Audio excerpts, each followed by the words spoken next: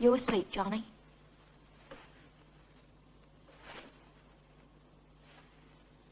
I never knew anyone sleep as well as you. Come to think of it, I haven't had much time to, have I? You are asleep, aren't you, Johnny? Oh, sure, you're asleep all right. Well, sleep, then. Oh, God, I got the most terrible headache. That's what comes of thinking when you're not built for it.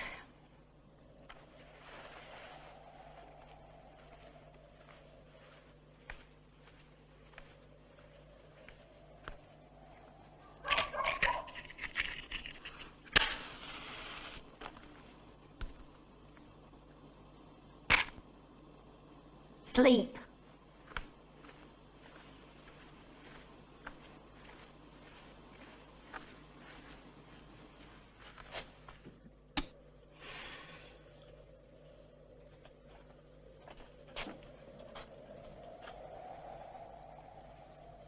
Funny what you think of when you can't sleep.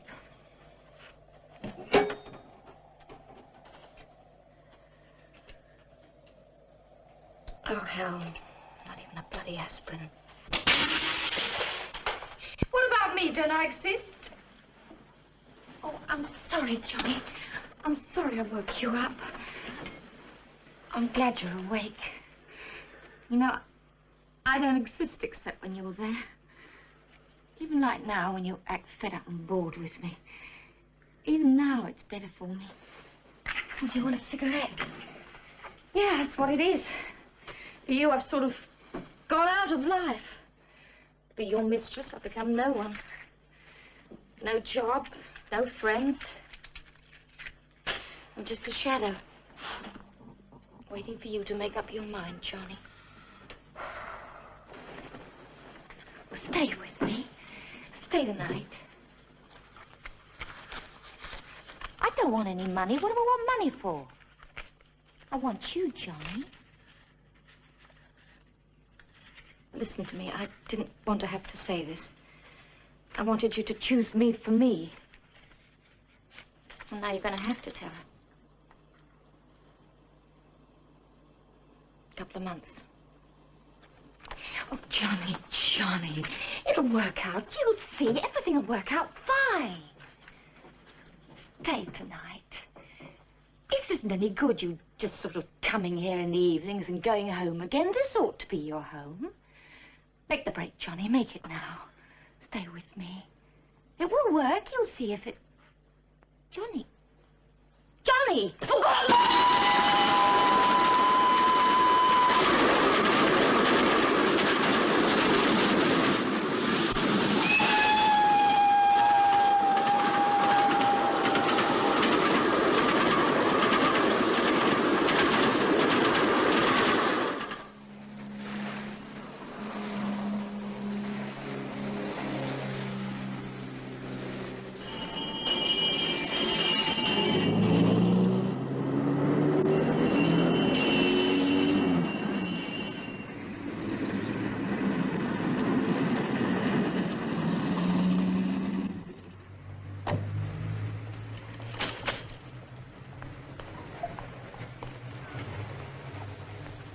Mr. Westland? Yes? Sergeant Wilkes. Well, it's about time. Lucky I wasn't being murdered. You made the call exactly 14 minutes ago, Mr. Westland. We've been burgled. Somebody must have put a fist through and opened the door from the inside. Morning. Morning. This is Tender, my letting manager. Now, who found what and what's been touched? Oh, that was me. There's nothing gone there. I opened it just to check. I kept my gloves on, though. I knew you'd want to take fingerprints. They must have left prints. Might have. Any idea what's missing? Yes, my leases. They stole all my leases. I kept them in here. They've taken the whole folder. Leases? They swiped the lot. Is that all they took? That's all. So you can bring in your paraphernalia and start taking those fingerprints. Suppose we get some facts first, and then, who discovered this? Well, Tender found the window broken, called me, and I called the police. What time was this? Oh, about 8:45. Was the door open? No, locked. I let myself in and called Mr. Reston right away. Any idea who might want his leases, Mr. Reston? How should I know? You're the policeman. You're supposed to tell me. Well, I'd say this was an amateur job myself. Where's the entrance to these flats? Round the corner. But why amateur? No professional thief is going to break in just to steal leases. Who did it, then? Anybody owe you a lot of back rent? Anybody trying to break a lease? They've got a hope. There's 5 owing back rent. Much? Well, one family owes 2 months, I think it is. Hey, do you think someone's trying to pull something? I'm only guessing, sir. The people upstairs may have seen or heard something. I can't believe someone would do this just to get out some rent. Of course not. It's daft. Doesn't know his job, that's his trouble. Any fool would know to take fingerprints. I must say it's a bit odd, just taking the lease. Oh, probably disturbed before they could get anything else. We'll get someone down who really knows what he's doing. Get to the police station. Headquarters, yes. Whoever's in charge. Better report back, Ernie. Right, Sarge. Only if the gentleman comes out full of pithy suggestions, don't give any back, right? Now, Sarge, would I do that? I don't know. Just touch and go with me. Hello, KG. Hello, KG. Message from KG7. Reporting shop breaking at estate agents. 84 Kings Road. KG7, over. KG7, message received. Estate office, 84 Kings Road. N2 KG in standby, over. Hello, KG2. Action. Hello, Chief Inspector about this. Hello, Katie. Morning, Mr. Fellows. How are all those plugs behaving? Quietly so far. How's the ankle behaving? There is nothing wrong with my ankle. My father says there's an age when every man should stop kicking a football around. When you tell your father... Excuse me, sir. Hello, KG. Oh, Sergeant. Sir? Have you seen a gold nugget? No, sir. Well, here's today's equivalent. Third row, block C, 3:15 kickoff. Should be quite a match, sir. Yeah, we'll have the hide off them. Mr. Fellows, Superintendent would like to speak to you. Well, in spite of everything, Katie, I'll put in a good word for you. Super's looking for you, Fred. I know. You've probably heard about my ticket. Ah, Fred. What is that? Are you just going off or coming on? I'm sorry, I'm not up till this afternoon.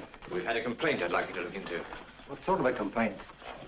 Somebody had a break-in last night. Complains the police aren't doing enough. Well, that's a change. The usual complaint is we're doing too much.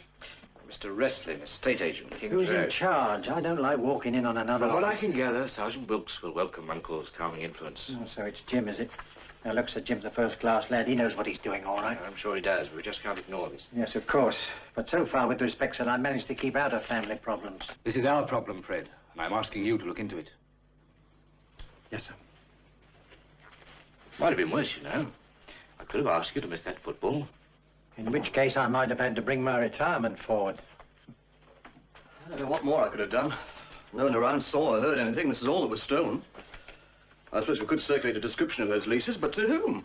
Do you know any lease receivers? Well, what's eating this wrestling character? I don't know. He's fingerprint wacky. He's doing all right anyway. They're all long-term ones. No, one short one, John Campbell. 1 month, available 28th of April. That's 3 days. You know, I can't accept this. You put sugar in it? No, I remembered. Yeah. Well, if a man wants to run out on a lease, why doesn't he just run? Except if there's no lease, he can't be accused of it. Yes, but he can be nicked for breaking and entering. That's a crime. I should try and get more details on these short leases. It's your case, my boy. I only been brought in as a mediator. Western Estate Office, it's on the report sheet. I don't know which I hate most, tea without sugar or a fat porch. Even supposing somebody's using a house for stolen goods or for a hideout, this would be the surest way to draw attention to it. Yeah, unless somebody's got handwriting trouble, at least would have handwriting on it. Now, if somebody didn't want a specimen of their handwriting around, that'll be your friend. Well, I'd say as mediator, this is the perfect moment to mediate. Now, look, Sergeant, just a minute. Hello, Mr. Wrestling? Oh, this is the CID, sir. Yes, sir? Yes, of course. Yes. Well, there's a man on his way down to you now.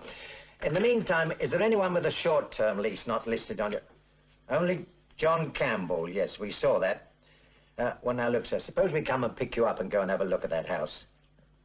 Well, I don't know there's anything the matter, sir, but if it's... Fine. We'll be there in 5 minutes. Right.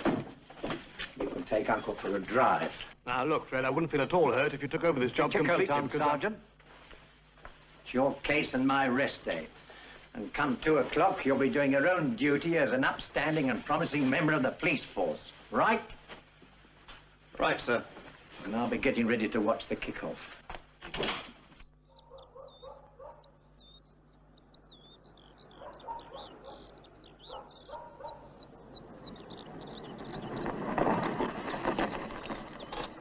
There was something funny about it. Temby took an applicant out yesterday afternoon to look over the place, and it was all locked up. Probably out at work.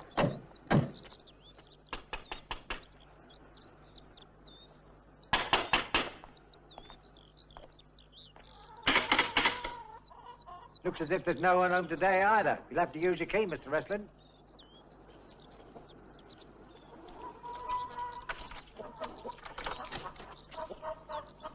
Mrs. Campbell?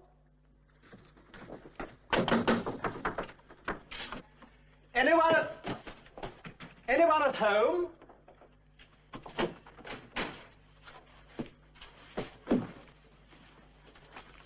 Mrs. Campbell? Well, I don't seem to like fresh air. Doesn't look as if they've left for good, does it? Locked. Mrs. Campbell? JS doesn't stand for Campbell. They're not in. No car in the garage. Mrs. Campbell! What do you think's happened? I don't know, Mr. Wrestling. Probably nothing. But while we're here, we might as well take a look round. Well, why not? I mean, I right showing people over. They can't have done a flip, can they? I mean, not with those cases still there. It shouldn't worry you. They paid the rent in advance, didn't they? That's right. I got the rent. Hey, what about the gaslight and telephone? They've got to have the meters read. If they've lumbered me with the gaslight and telephone... Something's been burnt. Suppose somebody's mixed up some chlorophyll with it. Personally, I don't go for this continental cooking. There's Mr. C by the look of it. Not much food around. Jar of coffee, a couple of tins.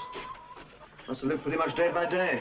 I have been lumbered. The meters haven't been checked since they came in. You've got to do something about this. I'm no good at reading meters. And they've left the furnace out. You feel it ice cold. Where is the furnace, sir? In the garage. Do you know what a month's gaslight and telephone can cost me? You've got to make them pay for this. Don't know, they're not coming back yet. You don't let the furnace go out if you're coming back. That's right, sir. What have we got upstairs? Bedroom, bath, and spare. I see. I should have thought the quicker you got on your radio and reported We this... haven't really got anything to report yet, have we, sir?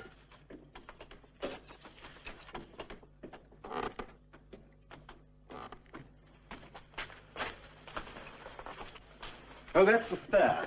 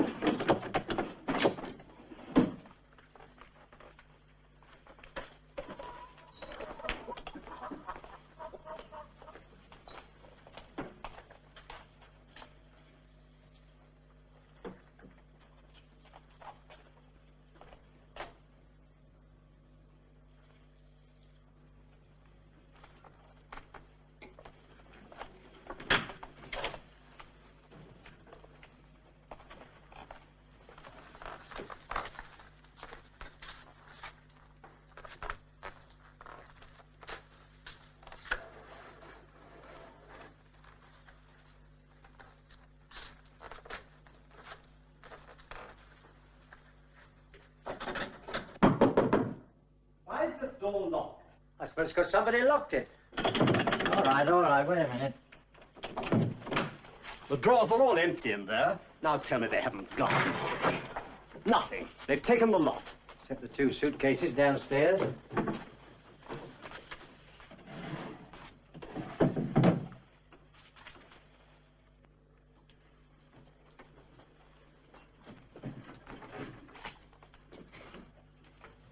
Mrs. Campbell a brunette? I don't know. I never saw her.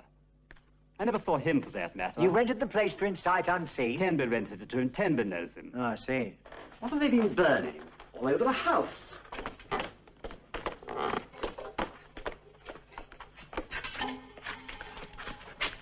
What are you doing? What's that? I'd say it's a hacksaw, wouldn't you? Yeah, hacksaw with the handle burnt off. And a knife. That's a damn stupid thing to try and burn. I was thinking. I know what you're thinking. The Wrestling, you rent this place furnished? Tenby turned it over to the man for a month with everything. Linen, silver, anthracite, All this everything. stuff yours? Yes, yes, of course. This trunk? I don't know about that, but if it isn't, I'm going to keep it. And the Give it a suitcase hand, and everything will in them.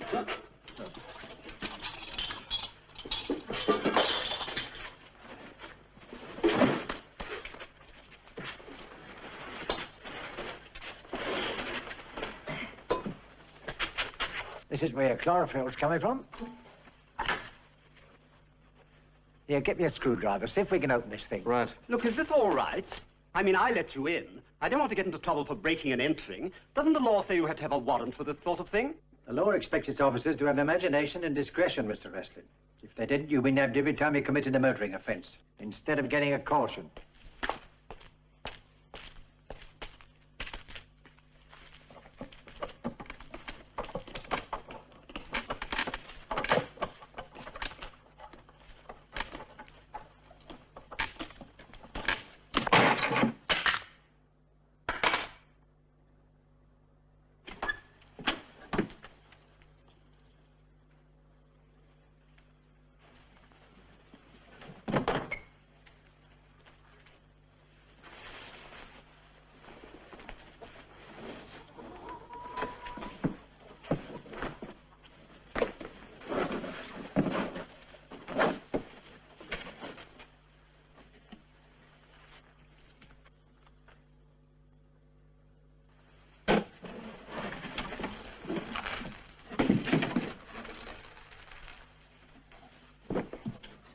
What's all that?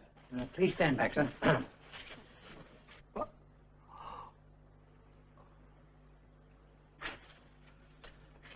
My God.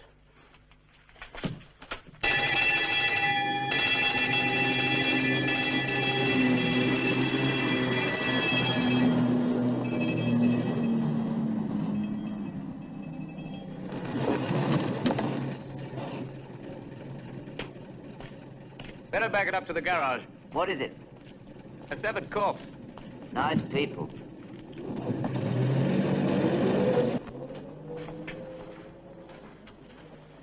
Ambulance, Jim.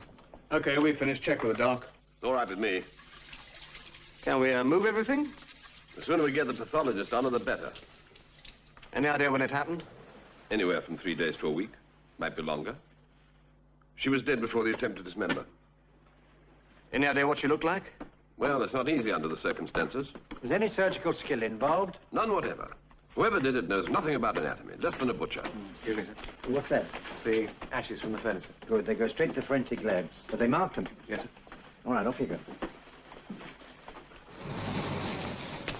Can you help us with the cause of death? It's pretty hard to determine until we find the rest. We're working on that now. Unless it's poison.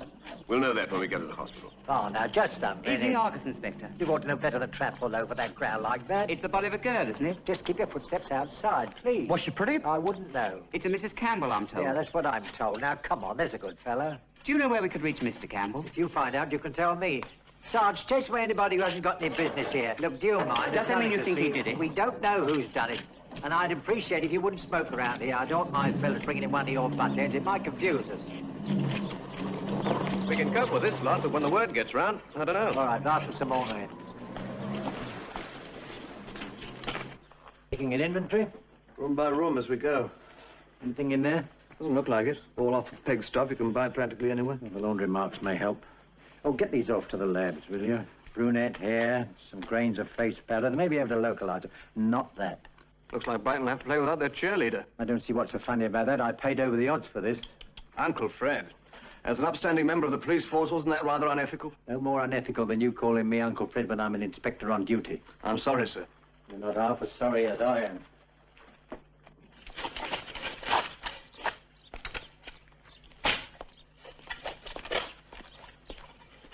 You want the rest of this up? It's as hard as a rock and no sign of any recent digging. No. You get another patrol? On its way now. Well, when it arrives, get your lunch. Take anybody else you can spare. Right, go.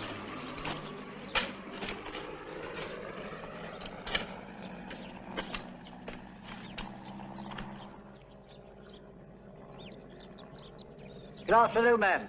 I'm Detective Inspector Fellows, Brighton Police. Well, what's going on? I mean, all those police and that ambulance. Oh, a little trouble with those what's-the-names. The Campbells. I'm not surprised. You've met them, of course, Mrs. Banks, Flora Banks. Only once. That was enough. When was that?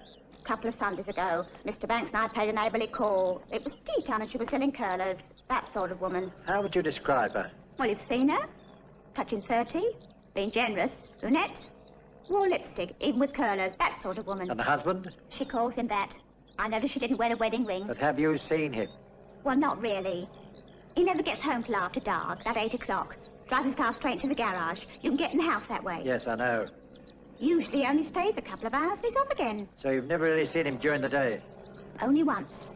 Thursday before Good Friday. Morning or afternoon? Afternoon. I happened to be taking the curtains down, and I saw a car coming up the road, like it was that police car there. What sort of car was it? A grey one. A saloon. Would you know the make? No, but it wasn't a Ford, because that's what we've got. It drew up in front of a grocery van that was delivering there. Did you recognize the van? No. That was the only time I ever saw it delivering there. Well, out gets Mr. Campbell, big as life, with a vacuum cleaner in his hand. Can you describe him? I couldn't say much about his face. He was pretty far off. Tall? Sort of. And slender. What kind of clothes? A fawn overcoat and a brown hat. Age? A bit older than she was. You don't know what the man was delivering? Provisions of some sort. She was at the door in her dressing gown again. Didn't seem to care, even one of the tradesmen. What about the tradesman? Had you ever seen him before? If not here, in Brighton or locally? I really don't have any contact with delivery men. My husband takes me shopping. Tell me about the van. Was it a big one, a small one? Medium. And you didn't see Mr. Campbell again? Oh, yes, I did. He was in there about 20 minutes. And then, suddenly, he comes out again in his shirt sleeves. So you must have seen the colour of his hair. Sort of dark, I'd say. Well, he gets back into his car and drives it into the garage. He left there, an hour and a half later, because the doors of the garage were closed that long. Ooh, look, here comes the ambulance. Now, Thursday before Good Friday was the 19th. Are you quite sure about that date? Absolutely. I remember telling Mr. Banks how they'd got stocked up for Easter. But Mr. Campbell never came back for Easter. Oh, yes. He came back as usual that evening. But this time he stayed till after we'd gone to bed. He was off again in the morning, though. That's the last you saw of either of them? Yes. Mind you, they could have been around a lot when I wasn't looking. I don't spend my time prying, you know. But I'm caretaker of these caravans, and I have to keep an eye open. Yes, of course. Well, thanks for your help, Mrs. Banks. He's done something terrible, hasn't he? Well, let's say he hasn't been behaving himself very well, eh? Hmm. Now move along, please. Move along. Look, Stone Park there. If you drive straight along, you can take the first to the left. Go and go to lunch? Yes, sir. And we're getting the others away in shifts. Call the super, will you? Ask her to put out a special. Which grocery store made the delivery here on April the 19th? April 19th. How are the fingerprints going? All we've got so far is a couple of smudges that aren't any good. You must have wiped the lot with a towel. Door frames, doors, the lot. I'm going back to see wrestling. Give him my love. You better get someone checking the hardware shops. Find where that hacksaw came from. I'm just sending it to the labs. I see. When in doubt, pass to the labs, eh? Well, is that wrong? No. Great thing, this forensic science. As long as it doesn't make this lazy.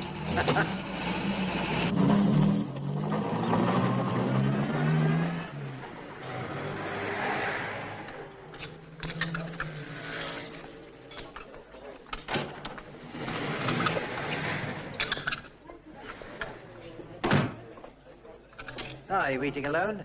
Hello. Mind if I join you? Yes, please. Mr. Reston went home. He was feeling sick. Was it really murder? Well, there was a body, but we don't know yet how she died. No, I don't use them, thanks. As from this week. They tell me to suck one of these days. I want to smoke. Trouble is, when I've had one, I want a cigarette. Haven't been able to eat much myself. Can I get you something? No, thanks, but I am on a diet.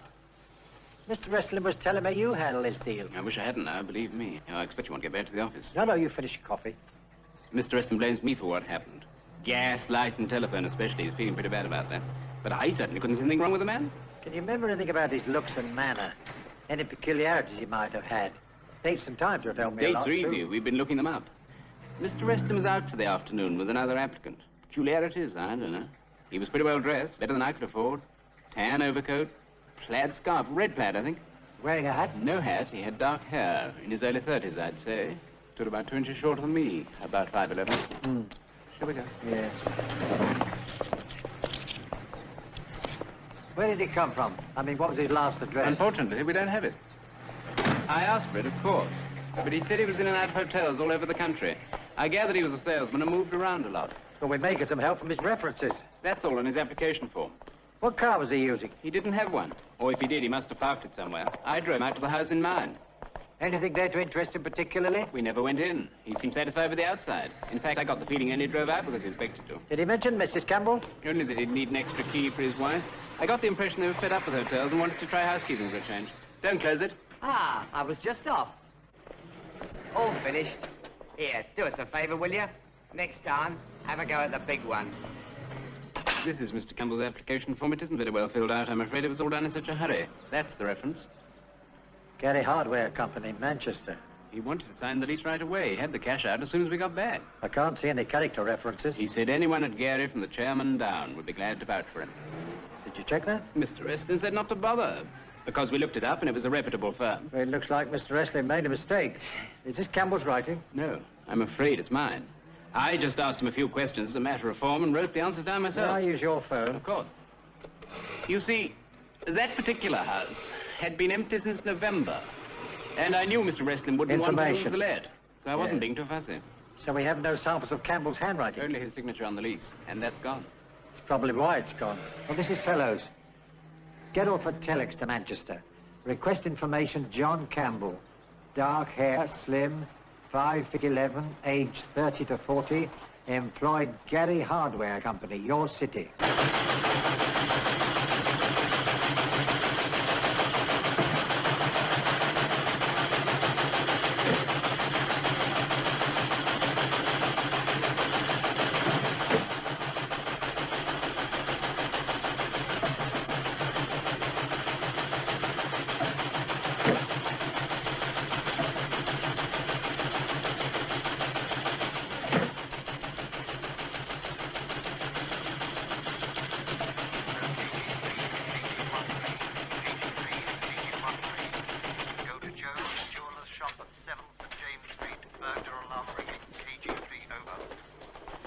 We know where the truck was sent from. Message received and attending from Church Street.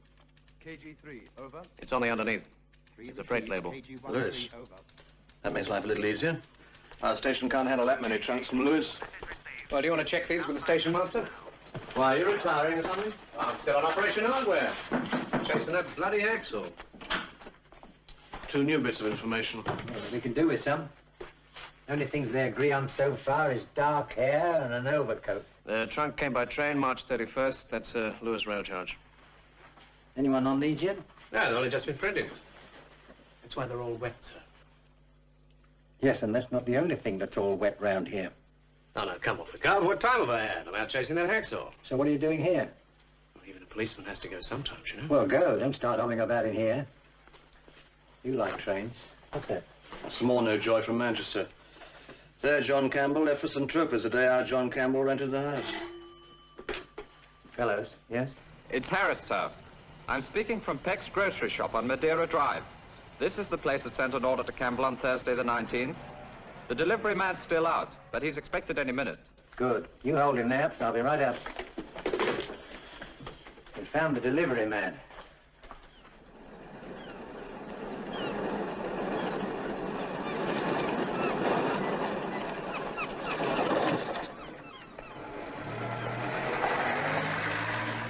He's not back yet, sir. Right.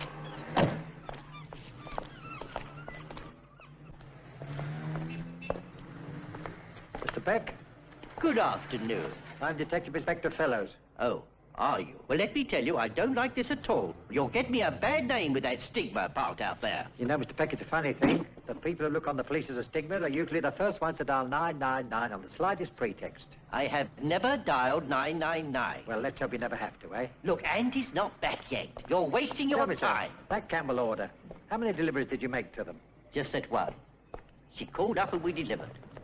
All this hullabaloo over 13 and 4pence halfpenny worth of groceries. You people should be stopping some of these robberies instead of wasting your good afternoon. 2 packets of crisps. 2 packets of crisps. Certainly, sir, and... No, and that's your lot. I can have a packet of chocolate raisins, Ted. No, you get them all on my shirt again. It's your own fault anyway. Well, you can't have them. Let me 2 have dozen them. empties to credit, 15 Royal Crescent. Anything else? You're wanted. Are you Andy? That's right, Andy Roach. I'm a police officer. Can't you do it in the office? Do what? Nothing to worry about. Just a few questions. Questions? Do you remember delivering some groceries to a party named Campbell, number 1 Bungalow Road, just before Easter? Campbell? Hey, that's the Judy what got herself done, isn't it? You do remember? Sure, I remember. Oh, I was telling Mr. Peck. I gave the stuff to the creep who killed her. He paid me. He touched my hands. He touched them with the hands he killed her with. We don't know who killed her, Andy. Oh. Now, look, suppose you tell me about it. You bet. It's the only time I ever went up there. So I ring the bell, and there's this Judy, see? And she doesn't have the money on her. So up comes this creep, and he says, OK, how much is it? And I said, oh, well, I don't know how much. And he pays me and gives me a tip. Last I see of him, he's carrying the box into the house. Ever seen him before or since? Never. But I've got like a photographic memory, like. He was in his 30s somewhere. Looked sort of he'd been around, you know. Probably had. Like it was a kind of happy-go-lucky type. Dark, smiling, wore a hat and overcoat. What colour? Ah, now you got me. You see, though I've got the photographic memory, it's like in black and white, on account of I'm colourblind. And his car, do you remember that? Ah, that's something else I'm photographic about. Was it a light or a dark colour? Light? You know, when my duty is about me and all What this... make, Andy? Huh? The car. The car. Ah, an A55 1960 saloon. And the near side front wing was dented. And it's been in and out of this town for the best part of a month. He must have bought oil, he must have bought petrol. I want 6 men out covering all service garages, started from the town centre and fanning out. Somebody must have seen this car. Yes? Sergeant Wilkes calling from the station. Right. I remember the trunk here and the girl. Arrived on the 12-2 from Lewis, April the 2nd. Only passenger off. She had 2 suitcases left by cab. We're trying to trace the driver now. Looks like we have. I'll call you back Sam later. Lawson, he drove the lady. Hello, Sam. I'll leave you now. I can't help you. I just drove her up to the caravan camp and dropped her. What about the window chat, Sam? Pretty girl in your cab and you don't even window chat? Yeah, nothing. Never said a word. She was married. Look for the ring first. That's my boy. What are you trying to prove? I'm a sex maniac. She said she was married. He was a salesman in hardware or something. I don't know. Who cares? I care, Sam. That girl's dead. Yeah, I know. I can read. Is it all right if I carry on with my living now? Okay, Sam. May need you later. All right. I think we're a little further, Mr. Jackson. Thanks. Anything else I can do? You could phone Lewis for me, Lewis Station. Say I'm on my way if they could be looking it up for me. Right, pleasure.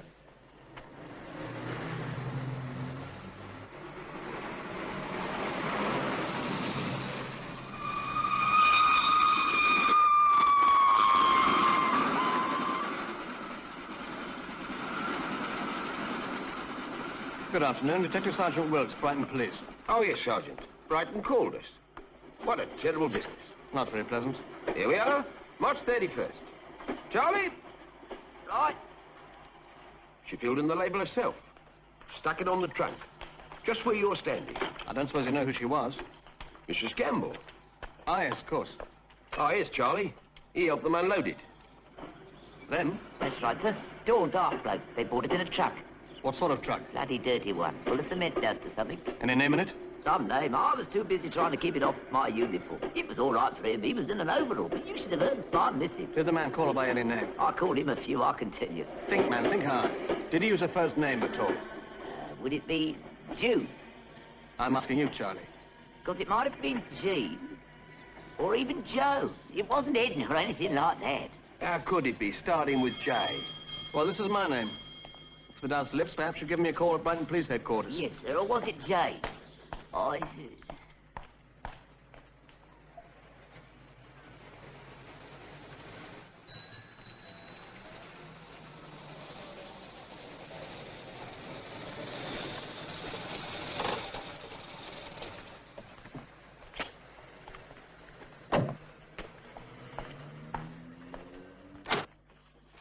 Well, do you have any luck? Well, only that the trunk was sent from here, sir, which seems to point to J.S. being a local girl. I've already told you we've nobody reported missing. It's quite possible she hasn't been yet. If the girl expected to stay away for 3 months, she'd have made the necessary excuses to friends or family. What are you going to do now? I'd like to check all the J.S.'s in your phone book. What do you mean, call them up? Yes, sir. And if that doesn't produce something, then I'll take all the S's alphabetically. Good God, there'll be hundreds of them. I shouldn't think so in a town this size. I suppose you want to use our phones? Well, that was the general idea, sir. If you could spare me a couple of men, it Couple of men? You Brighton boys are drugged with manpower. Couple of men? That's 10% of my entire force. How would you like to run a town this size on 19 men? I quite understand, sir, but if you'd let me use the phone. All right, make your calls. But be brief. I don't like my lines tied up. No longer than next week, sir.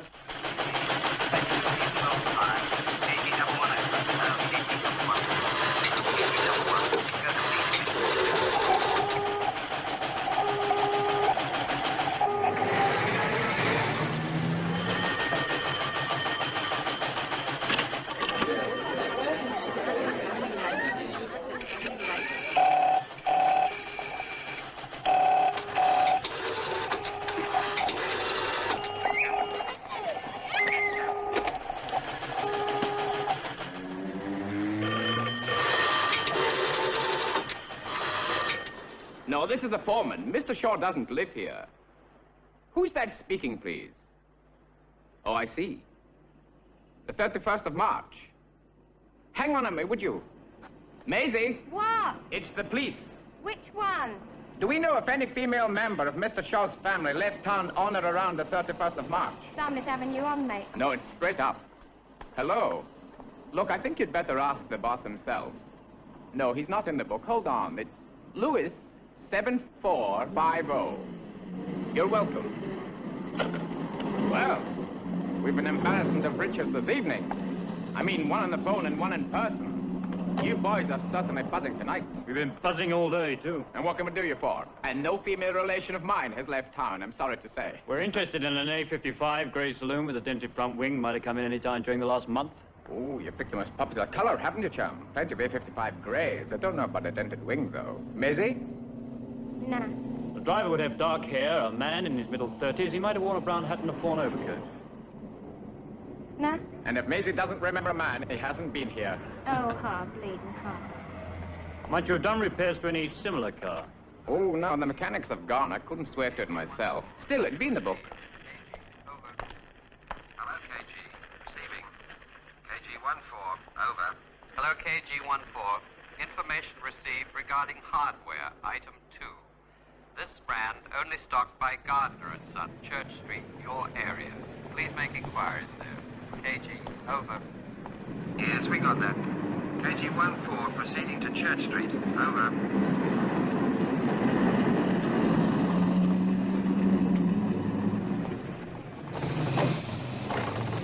Excuse me, sir. I won't keep you a moment. I'm a police officer.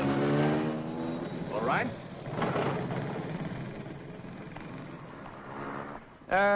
We're just trying to trace the origin of a few items. I understand, sir, that this saw is a brand only used stock. Is that right? That's right. Mm-hmm. So it could only have been purchased here? If it was bought in Brighton, yes. And this knife? Oh, you can buy those anywhere. What, have they been in a fire or something? But it could have been bought here, too. Could have. Look, I should be at the Rotary Club. We've got Yes, a I can dance understand final. that, sir, but this is very important. Do you recall having sold a knife and saw like this to anyone in the last 4 weeks? We sell a whole lot of knives, one kind or All right, another. about the saw. How many of those have you sold this month? Of that kind? 6, 7. It's a popular make, but then we sell a lot So of if other. we go through your sales slips, we could possibly pinpoint the dates, I'm couldn't afraid we don't make out sales slips. Everything's cash over the come counter on, here. sir. Your cash register turns out slips, doesn't it? Our cash register's a cash draw. We start the day with £5 of change. In the evening, we add up what we've got and subtract 5 to get our daily take. In other words, you don't keep books. Oh, we most certainly do. And they show the total amount of money we took on any given day. But they won't show you any individual purchases. I see. Well, I'm sorry to have kept you. Good night, sir. Good night, officer. Wish I could have been more help. You wait all day for a break, and when you get it, it's not worth a row of bloody beans.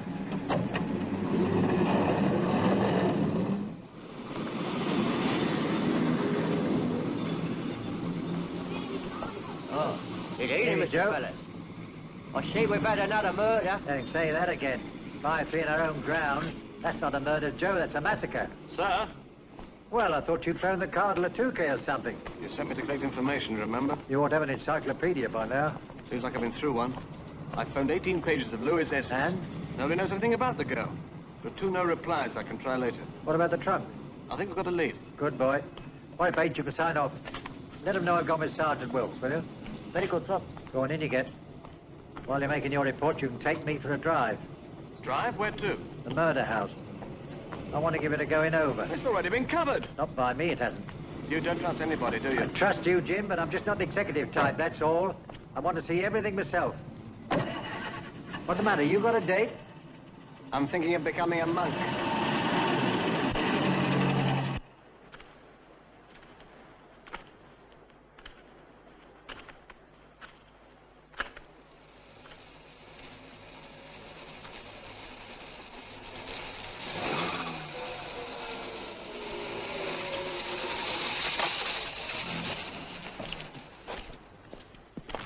Good evening, sir. Evening, Daniels. Any trouble? No, sir. Bunch of sightseers about an hour ago, but I chased them off. Never could understand people's morbid curiosity. Don't burn your glove, will you? I don't think your truck driver's Campbell. Well, he fitted Campbell's description. But if he's got a truck and she's got a trunk, why send it by train? Brighton's less than 20 minutes' drive. Why didn't he bring it right here? Because he didn't want to be seen with her. And how would he explain that to the girl? Anyway, I'll get Lewis working on all construction and cement trucks, even if I am being a clot. Well, I got a feeling we're all being clots. Must be a clue somewhere staring us right in the face. I'm damned if I can see it. Ah, wondering about this. Does it work? I don't know. Why? Oh, just wondered why they need another vacuum cleaner. Were there any others around? No, should there be? The caretaker woman saw Campbell arrive with another one. Gary Hardware sell vacuum cleaners. Hey, that's a point. Could explain a lot, couldn't it? I mean, being a John Campbell at Gary's. It's not going to be the same one, obviously, but our boy would have known about it. Especially if he'd worked there. Yes, well, we'll start that one rolling in the morning. Right now, I want to take another look upstairs. Why don't you try your no replies again? If Reston knew this, he'd get an answer. I'd say he's already had one. Make a note on the pad. He can send us a bill.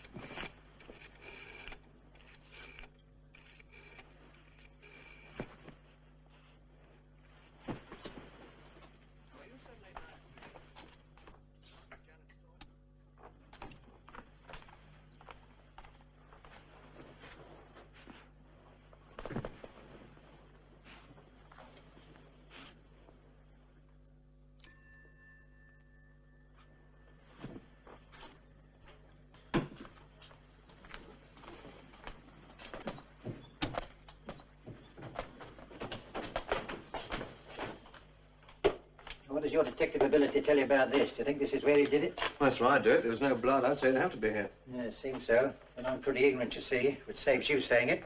Suppose you wait 4 or 5 days before doing anything. Could there be bleeding, or would the blood have congealed? I pass. McFarlane's the boy for that answer. I'm hoping he's going to give us a lot of answers. Did you get your numbers? Nobody's ever heard of her. It's like chasing a shadow. I'm beginning to believe that she borrowed that luggage, and her initials don't have J or S in them. They must be her suitcases, Jim. Who are you going to borrow luggage from for a month? Yeah, smell those. As a man of the world, what is it? Perfume. I know it's perfume. I'm not that senile. I mean, what kind of perfume? You never give me time to study perfume. I don't know. I say they're both different. They are. Lots of women use more than one perfume. Yes, but how often do they use 2 bedrooms? This pillow came from the other room. 1 or 2 bedrooms, the answer's not going to find Campbell. If we can get enough answers to enough questions, we'll find John Campbell. The kind of answers I'd like are 1, why did he steal that lease? If he hadn't, the body would still be undiscovered. And 2, why did he stop halfway through disposing of the body? Did he have cold feet? Either that or a weak stomach. Oh, I see. You're about to work with dust again. Well, I hate doing it, but that's about all he's left us. Get someone on it in the morning. The dust from every room's separate, and you better empty that vacuum cleaner, too. Ask the labs to make it priority. Great thing, forensic science. Look, I don't want to mess up my retirement by kicking a sergeant in the pants. So you better come back to my place, and I'll fry you some cod's roe instead. Fred, I'd like to, but I do have a date. Oh, yes, I forgot. You monks get around. At least I had a date. Well, if she hasn't learned how to wait, she's the wrong girl for a copper. And don't waste Wrestler's lights. Did you note your phone calls? Not yet. I don't really think the wrestling's going to ask us to pay for 2 local phone calls, do you? Listen, if I know anything about wrestling, he's just the sort of fellow... Have you used this pad? No. Something's written on the sheet above this one. You can still see the indentations. Anything legible? Not yet. The old inventory turn of any iodine in this house? Iodine, yes, in the bathroom, I think. Get it.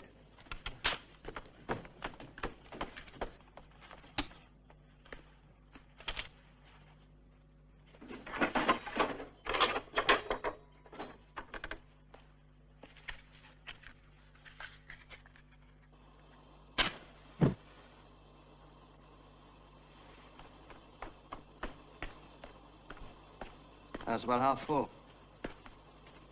What's this trick? Here, you hold that. You better get a handkerchief. It's going to get hot.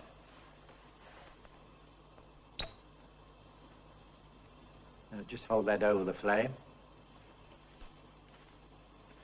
This was before we had forensic labs.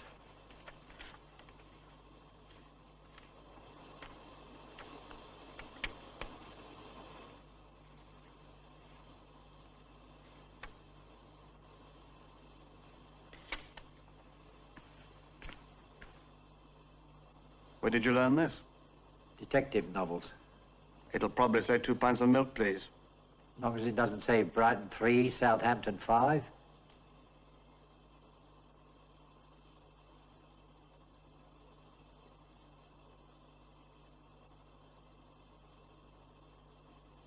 Jean Sherman, Greenwich.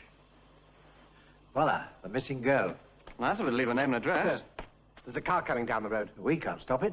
Yes, sir, but it's driving very slow, and I think it's a grey saloon. What? I saw it as it came over the hill.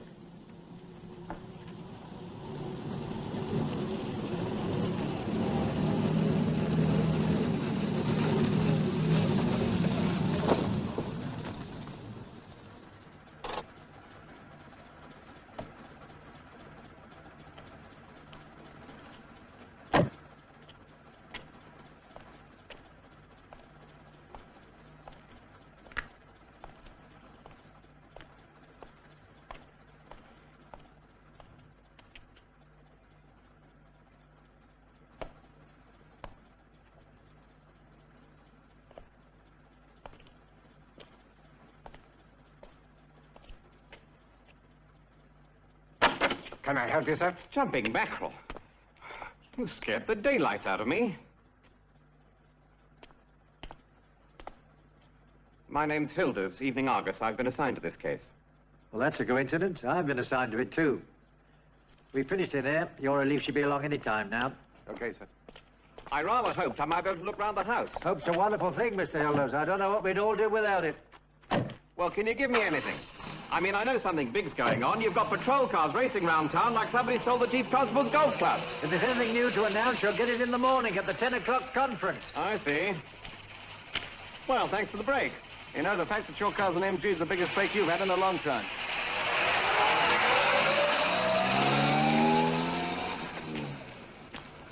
Well, whatever that meant, I didn't get it.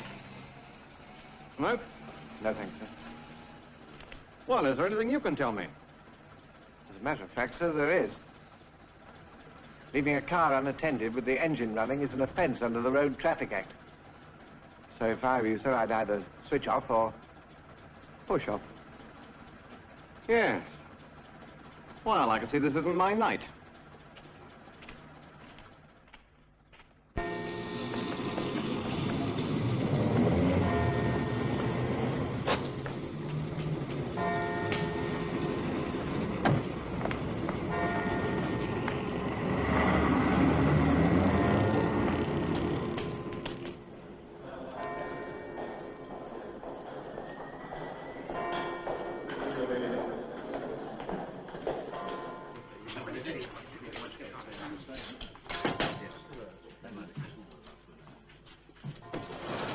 What's it, Ted? You can tell the Chief Constable his favorite riders are here. A villainous-looking bunch, if I may say so. Feel free. Do you mean to tell me there isn't a single fingerprint in the whole house? Nothing usable, sir. Anything new on the car? Well, I've got men out covering the registration authorities. We're compiling a list of all A55s registered within a 40-mile radius of the house. Yes? Your press conference, sir. All right, in a minute. We can't even give them the cause of death, can we? I know that it wasn't poison. There's the pathologist's report. There's excuse me. Death could have been caused by blow on head, strangulation, or brain hemorrhage. Impossible to ascertain without missing parts. Which we haven't found. Time of death, 30-hour period between Friday afternoon and Saturday evening. This may still be reduced. Estimated age 30 in the 3rd month of pregnancy. It's a possible motive. Could be. Do her parents know yet? No, sir. I'm off to Greenwich as soon as you finish with me. Well, we've got the bloodhounds out there. What don't we tell them? The girl's identity, sir. I wouldn't like anyone ringing her parents until I've spoken to them. Well, they can probably have that later. And I wouldn't like to read about the A55. I don't want the murderer spraying that car or running it into the river. In other words, we've nothing new to tell them at all. except that she was pregnant. Yes, I'm afraid they'll make a meal of that. All right, fellas. They can come in now. Yes, sir. All yours, gentlemen. Thank you. Morning, Mr. Morning. Good Good morning. Morning, sir. Come in, gentlemen. Well, now, let's recap what you've got already. You know who she is in, sir? I hope to be able to tell you more about that later today. Picture of Campbell's in from Manchester. Well, I didn't think we could be that lucky. Better show it to 10B, Mrs. Banks, and the delivery man. Might as well make it official. I suppose you're off to Greenwich. Yes. That's the only thing I hate about this job. Ringing strange doorbells and bringing bad news. Where's Jim? Gone to Lewis to find that truck. While I'm gone, you can call Manchester. I want the names of all Gary Hardware representatives who've covered this county over the past 3 months. Like a list of all men who work or have worked there. Okay, go. And see if they sell vacuum cleaners. Are we off? We're off. And do me a favor, will you? Get me to Greenwich without frightening the life out of me.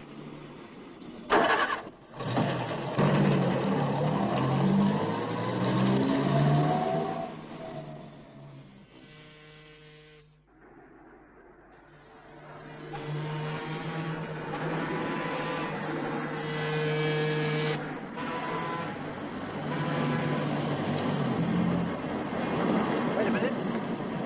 Bastard.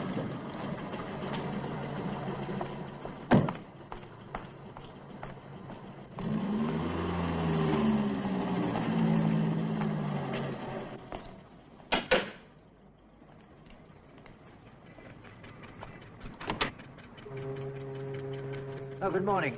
Is there a Miss Jean Sherman known here? Yes. Mind if I speak to her parents for a moment? Her father, perhaps? My father's at work. Your mother? She's been dead 6 years. What do you want? Are you her sister? You're police, aren't you? Is it that obvious? What's happened? I'm afraid I can only discuss that with Mr. Sherman. Well, if it's about me, I feel I have a right to know. You? Yes, I'm Jean Sherman. Well, I'd better introduce myself. I'm Detective Inspector Fellows. I see. You better come in, then. Thank you. Now, would you please tell me what this is all about? Well, maybe you can tell me. What do you know about a man who calls himself John Campbell? Nothing at all. Why? Do you know anybody by that name? No, I don't. And by what name do you know the man who lives at number 1 Bungalow Road, Saltine? I don't know anybody in Saltine. I don't even know where it is. Well, it's 5 miles outside Brighton. What's all this got to do with me? It's got this to do with you, Miss Sherman. Your name and address were found written down on the phone pad in that house. Well, I'm sure I don't know how it got there. You've never known a man by the name of John Campbell? Never. Tall, dark hair, middle No. 30s? Have you recently, say within the last month, met a man, doesn't matter what his name was, who answers the description I gave you? I keep house for my father. I don't get much chance to meet men. You haven't been out with any men for the past month? I haven't been out with any men for the past year. I see. May I ask what you were doing last weekend? I spent Easter with my sister and her husband And they live? in Brighton. Would you care to write down her name and address for me? Why not? You'll find I was there all right, don't worry. All Saturday and Sunday? I went down Saturday morning and came back Sunday night. And the week before that, you were here, all week. I'm always here. Thank you. You know something, Miss Sherman? I'd take a small bet that any handwriting expert would be willing to swear these 2 samples were written by the same person. What 2 samples? What's that other writing? Your name and address. The paper we found in Mr. Campbell's house. No. Would you like to tell me about it, Miss Sherman? Look, miss, it's a very serious thing to withhold information likely to be of assistance to the police. Sergeant. Oh, now, come on. There's nothing to worry about. This is Sergeant Unwin. You just sit back there and relax. Yeah.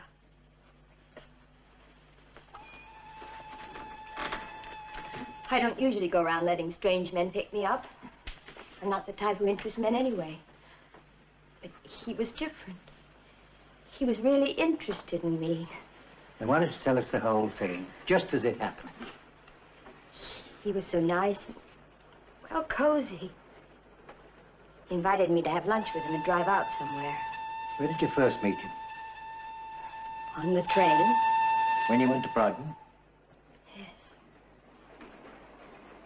I caught the 9 o'clock from Victoria and sat opposite a woman who got out at Croydon. It was the last stop before Brighton.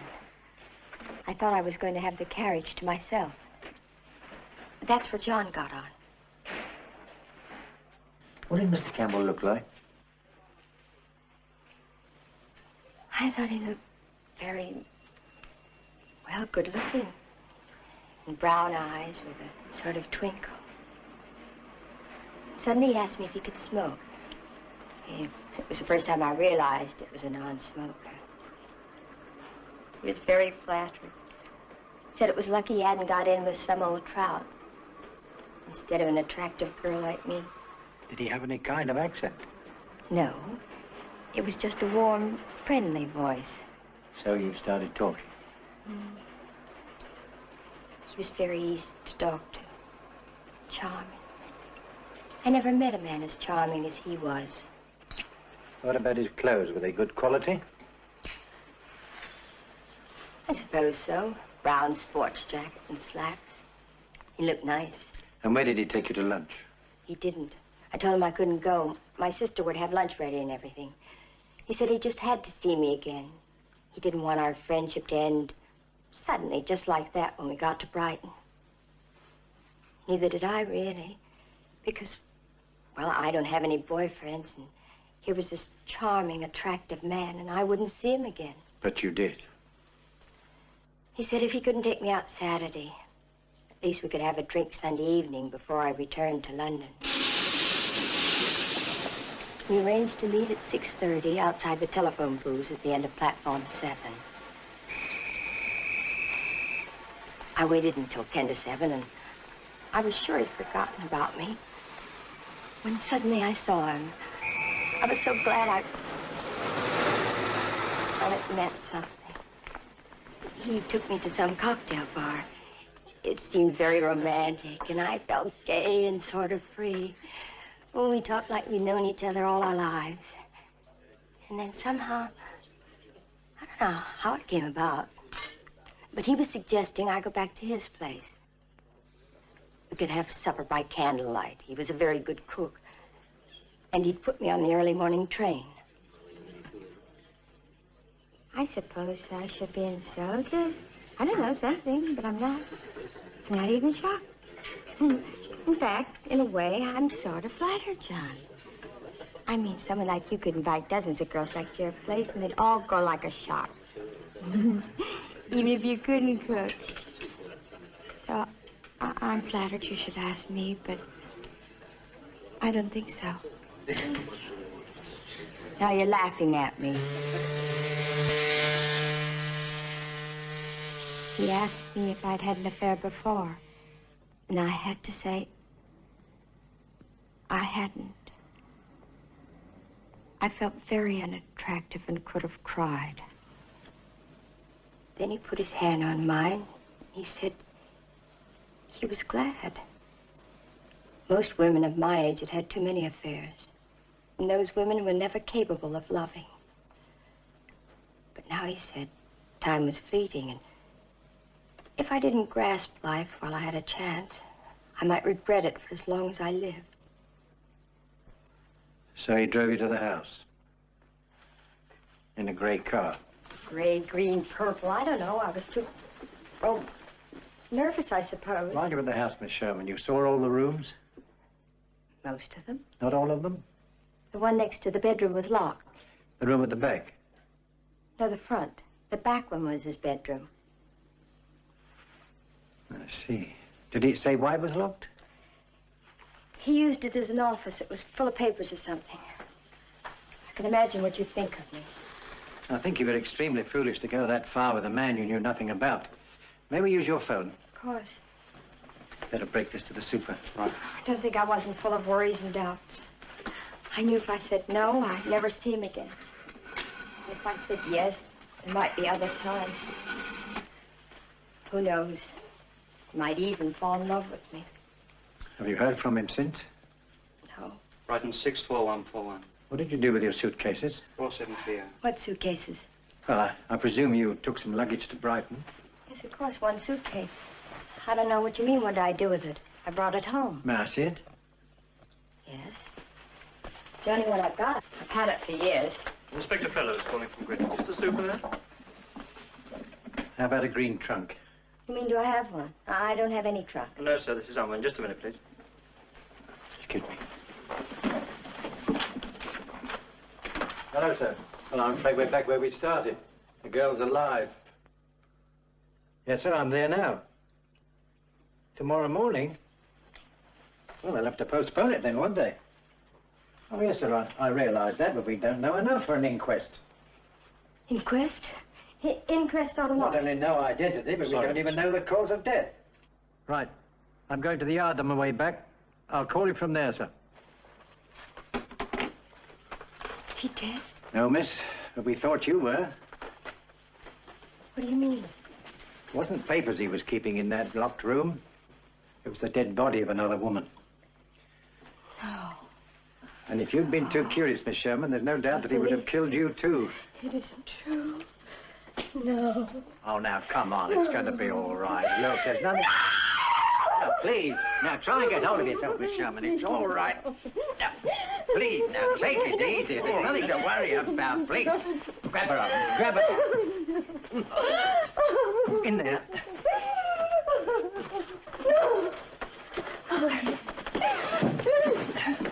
Water. It's all right, Miss Sherman. Now, take it easy. Take it easy now. Nothing to worry about. Turn her over. I don't believe you! Now, take it easy. Take it easy. That's better. That's much better. Come on. Let me wipe your face now. I can't stand it. I wish I were dead. No, I shouldn't wish that, miss. You ought to consider yourself lucky to be alive. I meant nothing to him. He would have killed me, wouldn't he? Why don't we go and sit in the other room and talk about how you're going to help us, eh? Help you. That's right. Find the number of local police and write it down. You see, we need your help in catching Campbell before he harms anyone else. You don't know where he is? Well, we know very little about him. See, he was gone when we got there. Well, she's... Who was she? Well, we don't know. We thought she was you. Now, will you help us? You see, the point is, if he telephones... He wouldn't phone, not with the police looking for him. But he might, Miss Sherman. Judging from the little we do know of him, he very well might. I couldn't talk to him, not even on the phone. He'd know something was wrong the minute I answered. But you'll try. And if he wants to see you, agree to meet him wherever he says. God. But you won't have to go there by yourself. Just let the police know, and they'll be there, too. Now, look, that's the local police number. That's Scotland Yard, and the Brighton one's mine. Now, come on, cheer up. You going to be all right now? I'll be all right. I don't like leaving you like this, you know. What about the people next door? I'd rather be alone. I'm all right now. Quite all right. Well, thank you, Miss Sherman. Don't hesitate to call me.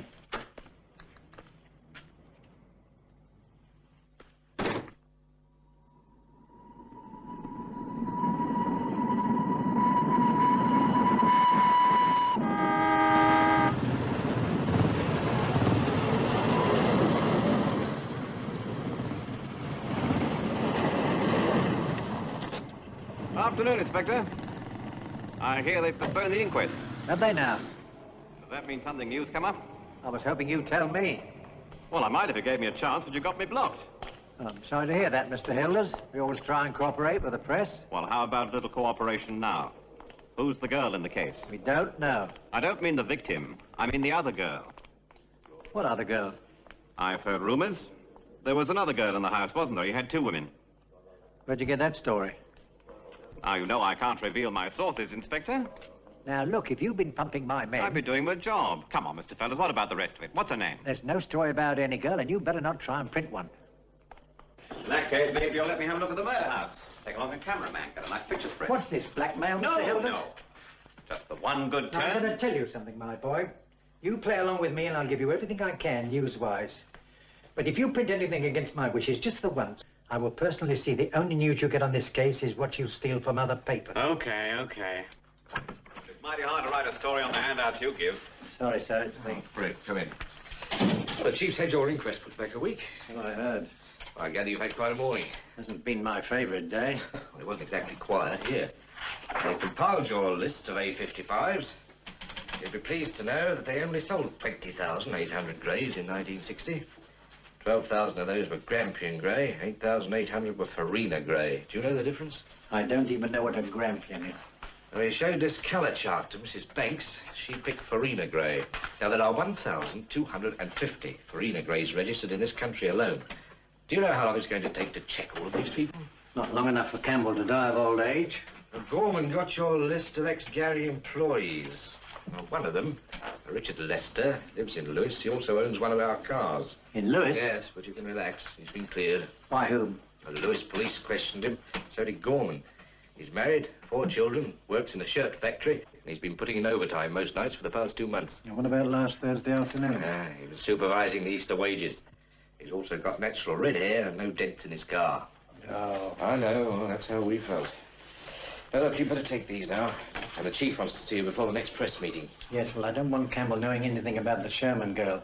But I think we can let them announce our JS comes from Lewis. We may get some more help from the public. Do we know she comes from Lewis?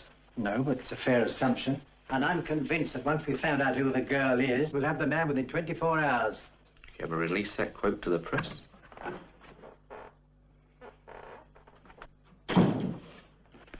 Oh, heard you were up here, Fred. Forensic report. Huh? On what? The ashes from the furnace. Definitely bone and flesh. Well, it's nice to know we're right about something. Is Gorman in? He was in there. I'd like to put that on my desk. I'd ask the Croydon police for a check. Didn't John Campbell register in any of their hotels last Friday night? We've got him to Croydon, have we? Well, he boarded a train there last Saturday morning. He might have been there overnight. Gorman, tell me about Richard Lester. There we go. Just looking through your table. Richard Lester. How old is he? 37, but he's not our man. Does he fit anything like the description? He's not our man. Is he anything like the description, Sergeant? I'm asking you. Well, he could be, I suppose, but this man's Yes, he has red hair, I know. Anyone who can change his name can change his hair. I want him rechecked. But we've already done that, sir. He was at the factory till 9 or 10 o'clock almost every evening. The foreman even showed me his timesheets. What was he doing the nights he wasn't there? Staying at home. Who says so? He does.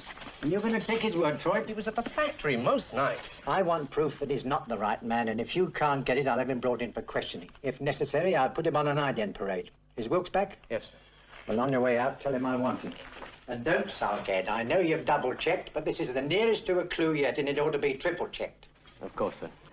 Oh, by the way, the Gary Hardware Company doesn't sell vacuum cleaners. I double-checked that, too.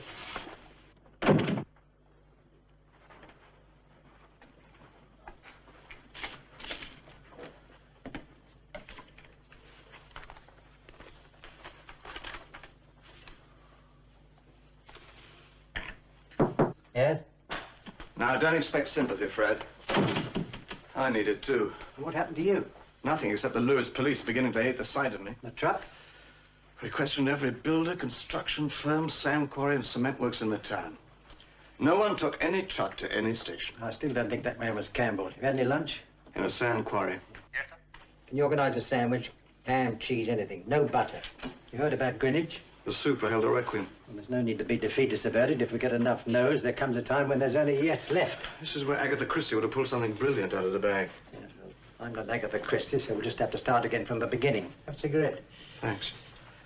Okay, so we have a Miss or Mrs. J.S. who sends a trunk from Lewis. If we accept the luggage was hers, then she's a miss. Now, the initials on the trunk were old ones. Those on the suitcases are new, and they're the same. If she was married, they'd be different. Miss J.S. follows her trunk to a love nest in Saltdean, gets herself dismembered, and by a freak coincidence is succeeded by another Miss J.S. J.S. is dead, long live J.S. Coincidence, but not a freak. JS are probably the commonest initials there are. So common, we can't even find anybody who knows her. So it simply means the telephone wasn't in the family name. This girl gets around, so she must have access to a phone. That makes it a boarding house. Or she shares the flat with another girl and the phone's in the other girl's name. Right. Now, why should a single girl live in a town like Lewis without her family? She works there. Yes, in an office or a factory. Maybe a factory. Hey, what's that factory up by the castle? The one that employs all those girls that make stockings. Nilex? Nilex. Now, what do you bet me she doesn't or didn't work there? I'll go further. Campbell works there too. Will you buy that? No, it's not based on a single fact. You're out in space, Fred. No, everything's out in space, even our ideas. Why should he set up a house at all? Not to live with her, but just to visit her in the evenings. Now, don't go naive on her. All right, he could do that where she's living already. Look, Fred, there are hundreds of men setting up places for hundreds of girls all over the world. Not for 1 month. It's like the art collector who paid £500 to an Eskimo for a beautiful hunk of ice carving, only when he got it home, it was nothing but a bucket of water. I mean, what's this girl buying? Hello? No, who? Oh, it's Harris. Yes, Harris? I'm in Lewes, sir. I found a garage that services a grey 55 with a bent wing. They think the owner might fit Campbell's description. Yes, his name's Clyde Burchard. He lives at number 2 Saxon Street and is there right now. Go to the Lewis police and tell them I'm coming over. Ask them to send somebody with you to watch the house, but don't tip the man off and don't touch him unless he tries to leave.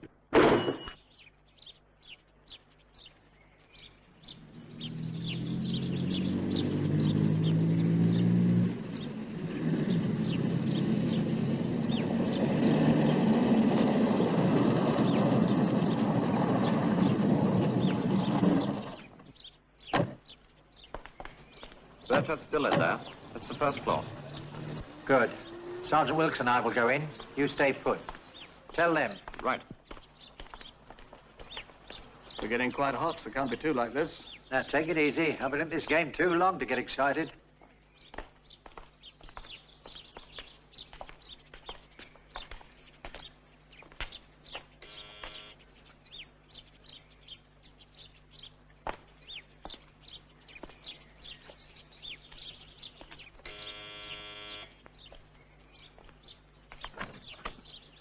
Mr. Clyde Burchard? That's right. We're police officers. Just like to ask you a few questions. About what? I'd rather ask you inside, if you don't mind.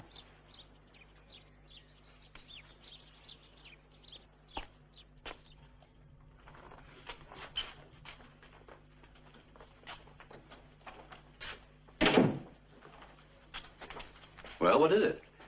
Have you read anything about a body that was found in Salt Dean yesterday? No. Bungalow Road was the address. It was a woman. She was in a garage, in a trunk. Do you know the place? No, certainly not. What's this got to do with me? Oh, we don't know yet, Mr. Burchard. That's why we wanted to ask you some questions. Is that your A55 outside? Yes. What about it? Well, the fellow who lived in the house had an identical car, bent wing and everything. What? Did you rent the house by any chance? No, and anybody who says I did is a liar. What's your occupation, Mr. Burchard? I sell vacuum cleaners. Is that supposed to be illegal or something? Do you mind the sergeant taking a look round while we talk? Yes, I do mind. You've no right to come in here But like you this. brought us in, Mr. Burchard. I could easily send back for a search warrant. That would mean putting up with us for another hour or so. All right. Look, I've nothing to hide. How long have you lived here, Mr. Burchard? 18 months. And how much rent do you pay? Oh, I only sleep here. I don't waste my money on a place to sleep. I suppose a fellow in your work can take off all the time he wants. Well, you can, but you don't make much money doing it. Can you tell me what you did last weekend? I was away. Where? In London. How did you get there? By train. What train? Around 6 o'clock, the one I usually take. Do you go to London every weekend? Mostly. Why? Well, what do you think I'm going to do? Stay here? You're not answering my question, Mr. Burchard. To have a good time, of course. Did you meet anybody on the train? Someone who could back up your story? No. You didn't sit next to a girl, perhaps, and chat it up a little? No. What the hell are you doing? It's quite a harem you've got in here. All right, so I go out with girls. Is that a crime? Are you married, Mr. Burchard? No, I'm not married. This is the only one about the right bill. Listen, I don't know anything about any woman in Salt Dean. You want to tell us the names of these girls? No, why should I? Look, Burchard, you'd better realize that you're in something of a jam here. The house where we found the dead girl was rented by a man called John Campbell. Mine's Clyde Burchard. Called John Campbell. That wasn't his real name, of course. His real name could have been anything, including Clyde Burchard. I never rented any such house.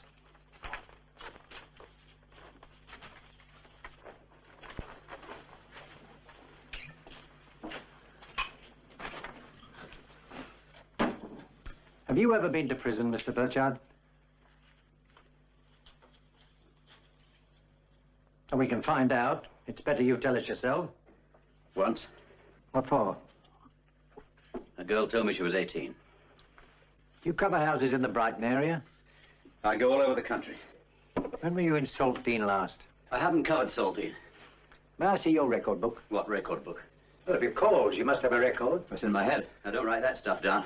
What are you doing in my desk? Now, look, man, the more you stall, the deeper you're getting. If you think I killed that woman, you're mad. I've never been to Saltdean. And how'd you sell 2 vacuum cleaners, then? All right, Burchard, get your coat and your shaving things if you want. I'm arresting you. For what? Suspicion of murder. You're not obliged to say anything, but whatever you say will be taken down in writing and may be given in evidence. Ride with him in the squad car and warn Harris. I'll let Superintendent Ramsey know. You can't hold me. I haven't done anything. To call your lawyer, I've no objection. Where would I have a lawyer? Well, we'd better find a good one for you, quick. Come on. All right, I went to Saltdean. Those places are all alike. Saltdean, Rottingdean. I didn't remember. You got me mixed up. But I was never in Bungalow Road. I swear I was never in Bungalow Road.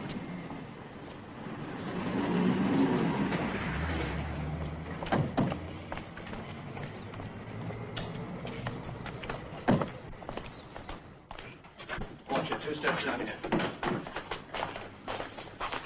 Right, off with that. Look, you've got to listen to me. Don't worry, we'll listen. Take him in and book him. Hold him ready for an ident parade. Very good, sir. Wrong.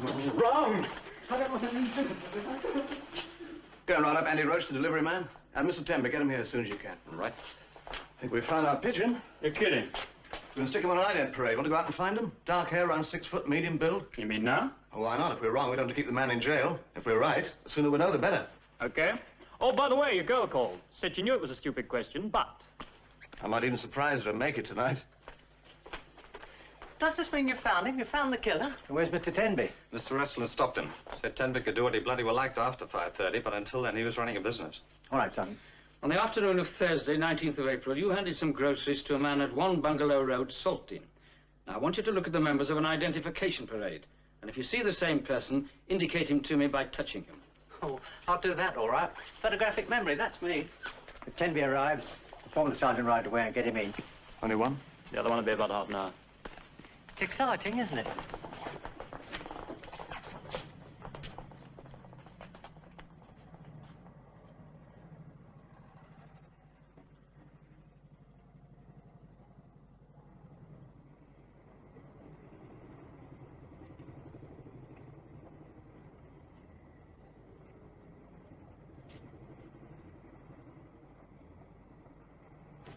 This is the man.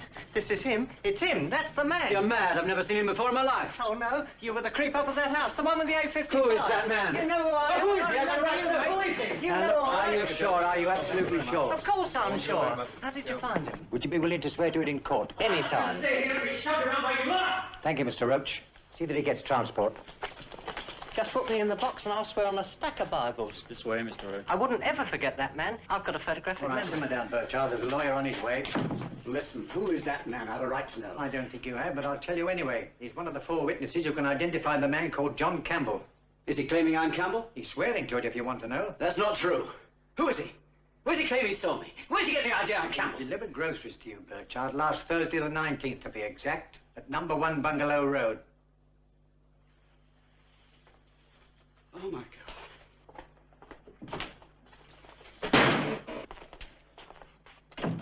Do you want another parade when Tenby arrives? Yes, it's a nuisance. No, wait. Wait a minute.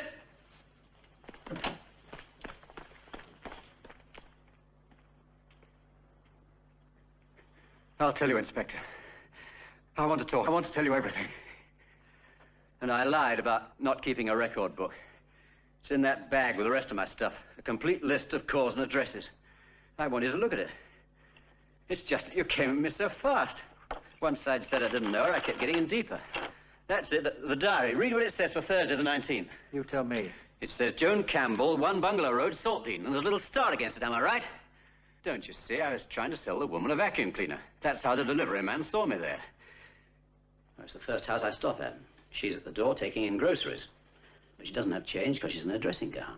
So I offer to pay. Well, this is good business. She invites me in while she gets the money. And later you come out minus a jacket and drive your car into the garage. Is that your usual sales technique? Well, I didn't make a sale. At least, not a vacuum cleaner. Well, that's why there's a star against her name. That means, well, the lady was willing.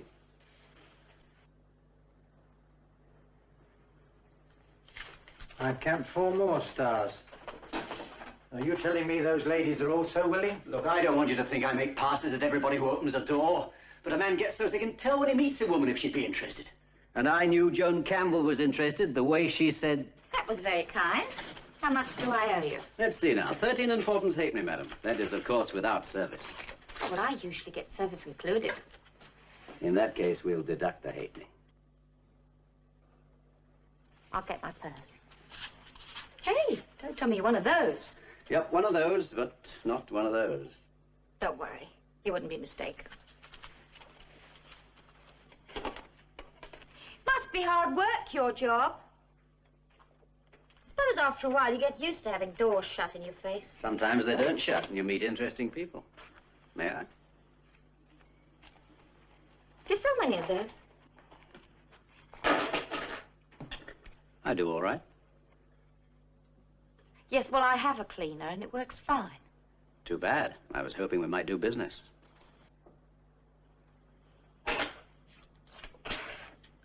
13 and 4pence. I'll have to owe you the halfpenny anyway. Well, I can't demand much in kind for a halfpenny, can I? You're a fresh one, aren't you? I'm a curious one. What about? Girl like you living out here by herself. Who says I'm by myself? Oh, that's good. Because no one could blame you getting pretty lonely in a place like this.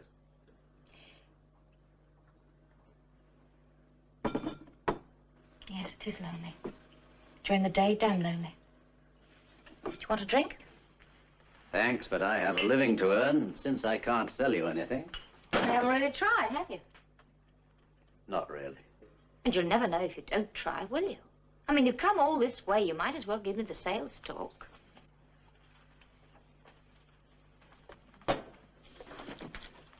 How long do I have? Couple of hours. What's the average time for a sale? You don't mind me taking off my coat?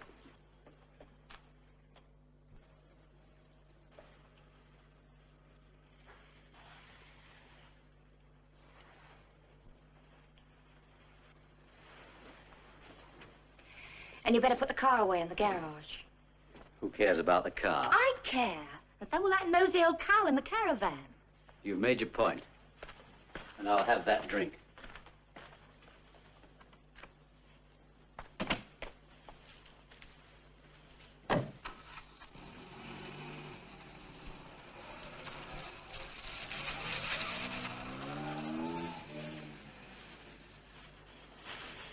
I was there until around 5 o'clock. Then I took off again.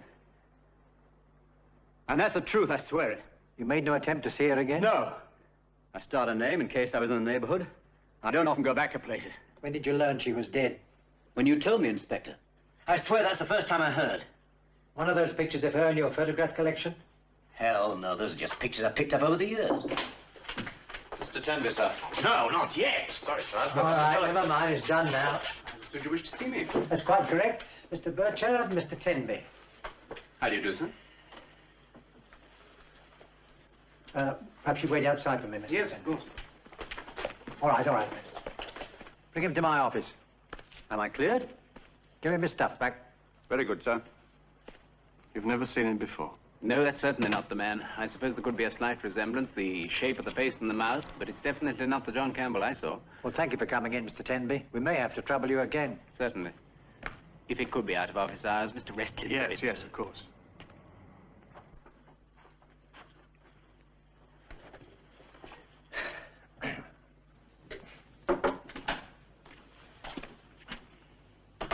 I got the proof. What? Richard Lester. I talked to his neighbors and they verified that he's home almost every night, including Easter. Do you want times? No. The night Campbell was supposed to be in Croydon, this man was at home. All right, so he's clean. Told you that earlier. Look, there's no point in us both losing our tempers. You can't afford it with me, and I can't afford it for myself.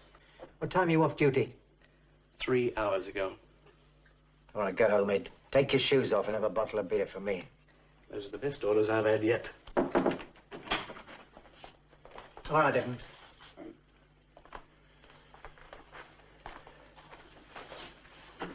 Well, Burchard, looks like there's a good chance you've been telling the truth. But I want a few more answers. Sit down. What sort of a person was this Joan Campbell? I didn't know her very long. No, I'm aware of that. But you did have a character to go with the body. What was she like? I mean, was she easygoing and neurotic? Was she eager or just permissive? You must have noticed something. She was interested. She didn't attack me or anything. What did she talk about? Trivialities. I don't know. We didn't talk much. Tell me about her teeth. Any special caps, fillings, or crowns? If there were, they didn't show. She had good teeth. She made any rings or any other jewelry? A wristwatch. What kind? Small, round gold one with a black cord strap. How small? Size of a shilling? Sixpence? Between the two. Nothing else? Nothing. All right. Thanks. Copy of your statement would go to the Lewis police, and they'll keep an eye on you. So from now on, I shall sell vacuum cleaners and nothing else. Yes, sir. Can I have my record book? No, I'm holding on to this for a while. And you listen to me, Burchard. You've had one conviction for indecency. You get another one and you'll be in real trouble.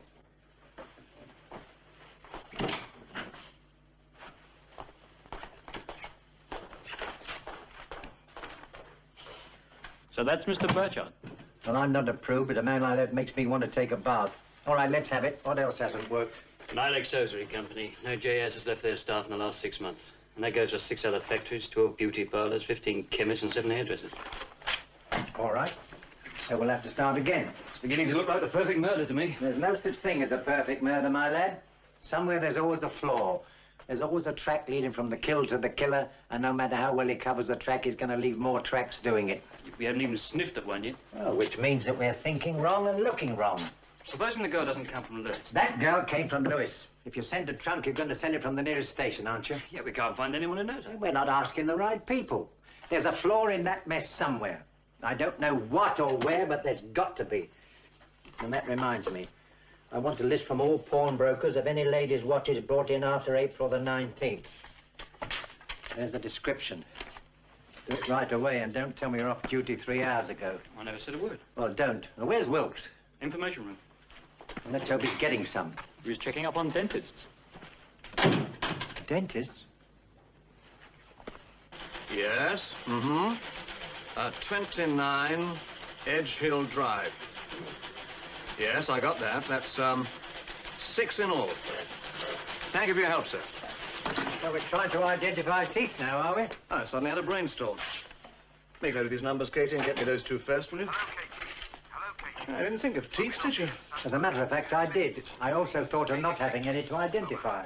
No, a dentist is the one place where a person will be known if she went. Anyway, I've turned up 5 JSs and 2 of them are Jones. They say Joan Stevens is out. Oh, let me have it, will you? Mm-hmm.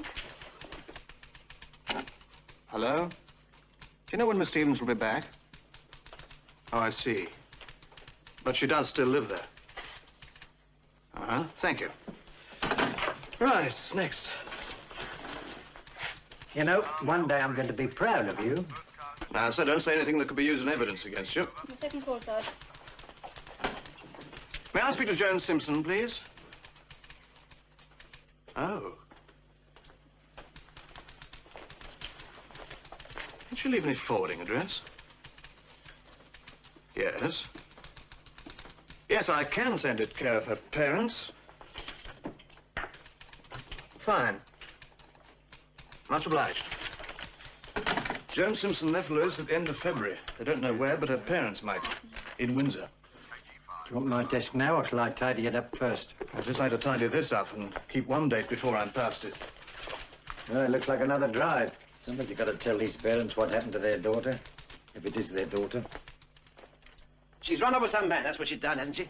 Run off with some man and got herself into trouble. I'm afraid so. I'm not surprised. She's a no-good tramp. That's what I told her.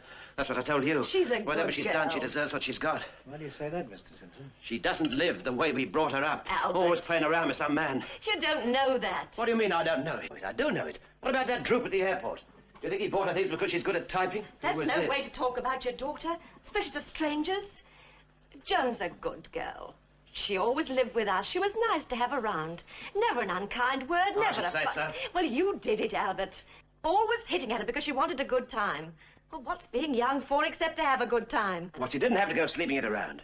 That's not the way a decent girl should behave. I told her. I warned her she'd have to pay the price. What kind of trouble is she in?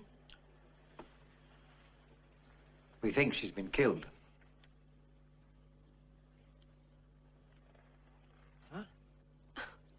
That can't be. We found a body which has tentatively been identified as Joan Simpson, who was living in Lewis. We've been told that you're her parents. Baby. Jody.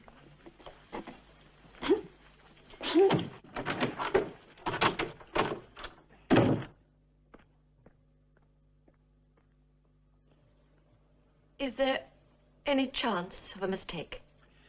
Well, until you and your husband identify. Well, no, I'm afraid there isn't much question. You said... Did you mean someone killed her? We believe so. Did you catch him? No, ma'am, we're trying to. I was hoping that you can help us. Yes, of course we'll help. Please excuse my husband.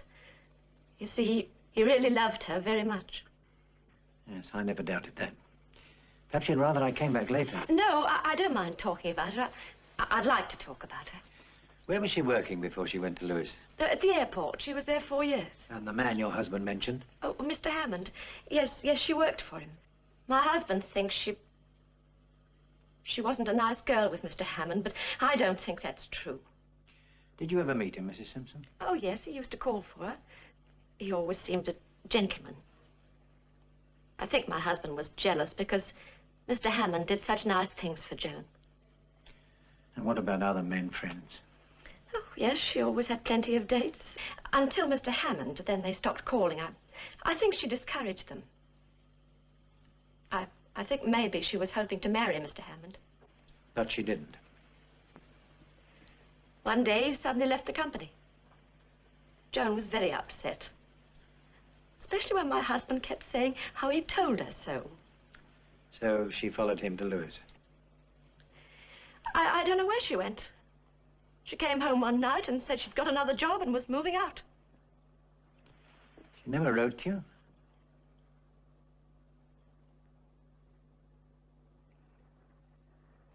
Well, you've been very helpful, Mrs. Simpson. Thank you. Well, I'll be getting along, sir. There'll be a car here in the morning. It's just a formality of identification. I understand. I'll see myself out.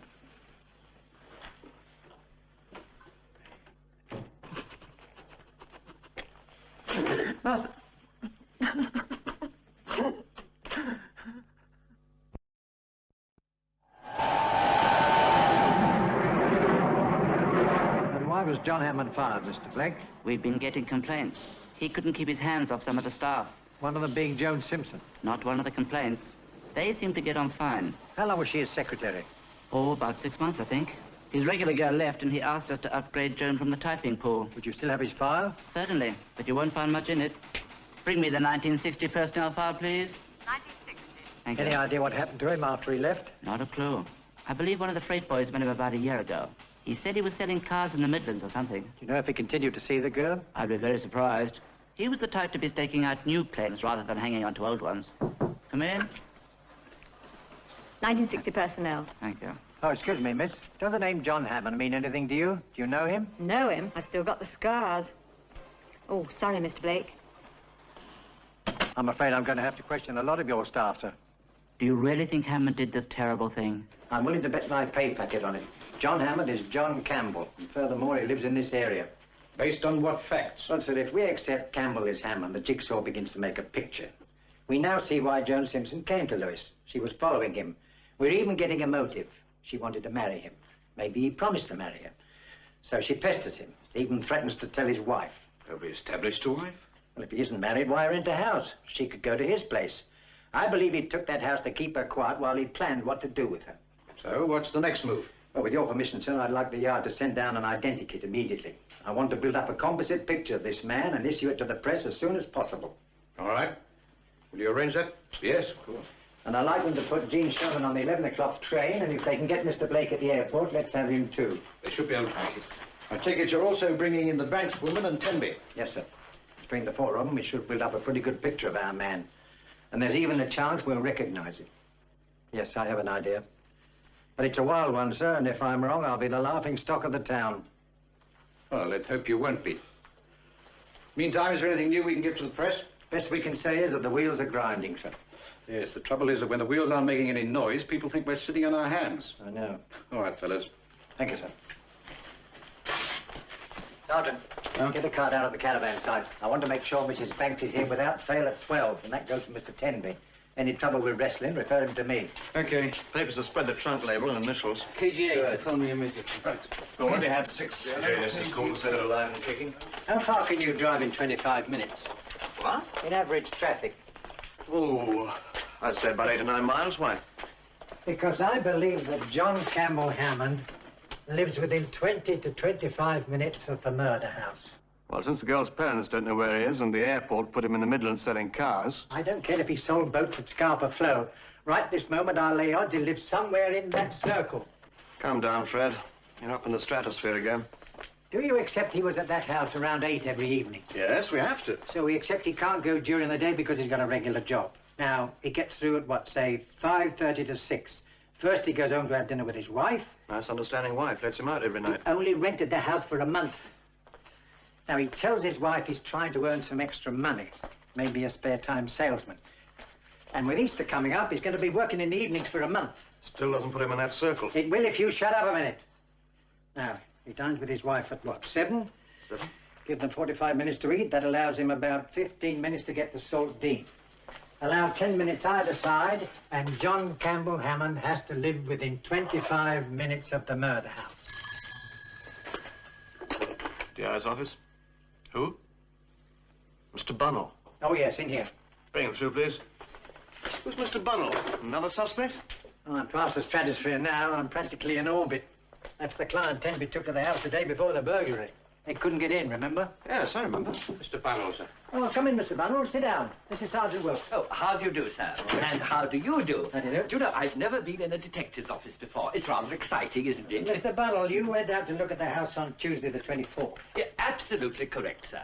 I just finished playing with the boys. I'm a schoolmaster, of course. You drove out to the house? Yes, absolutely correct. Mr. Tenby, isn't it? And I, yes. We took my car, and then we couldn't get in. The house, of course. We rang the bell several times, but the place seemed quite deserted. Mr. You know, hadn't got the keys with him, but he suggested if we came back the next day, there was sure to be someone there. Of course, the very next day, I found out that someone had perished there. How many people knew you were going to look at the house again? Well, my wife, of course, and possibly Mr. Moss. That's our maths. And how old is master, Mr. Moss? Old Moss? Oh, he's well into his 60s, yes. A real Mr. Chips. Now, you're quite sure nobody else could have known? Oh, absolutely sure, yes. Well, I'm much obliged to you, Mr. Bunnell. Is that all? But you've been a great help. Have I? I didn't think I'd been a very good witness. Oh, but you've been an excellent one. Oh, have I? Well, I'm so glad. Well, it's something to tell the boys anyway, isn't it? Sure, I thought I was going to be really well. Well, come on. I work here, too. I've been adding up my theories. Someone didn't want us to identify his writing on that list. That I understand. But why did he stop destroying the body on Tuesday night? No, I thought we agreed it was fear of discovery. Not fear, Jim. Expectation. He knew something was going to happen on Wednesday. But it wasn't necessarily Mr. Bunnell. I can't sell you anything, can I? The only thing that'll sell me is when somebody points and says that man is John Campbell. I want Sergeant Unwin to meet the midday train from London and escort Miss Jean Sherman here. Yes, he knows her. Jean Sherman? A bit more of my stratosphere stuff. It probably won't pay off, but by the law of averages, if you keep trying long enough, something's bound to happen. Will you sit over there, please? The others are just coming in. It's Miss Sherman, Mr. Blake, yes, and Sergeant Nielsen, the identikit operator. Between you all, we're going to try and build up a composite likeness of the man we're looking for. Ah, Mrs. Banks, come on, sit over here, will you?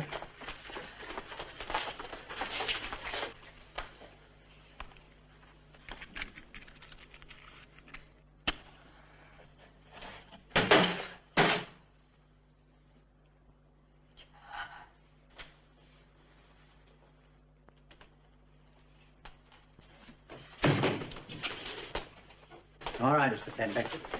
Come on. It was an accident. Oh, you can tell us about it later. Come on, take it away. You've got to listen to me. It was an accident. I proved it.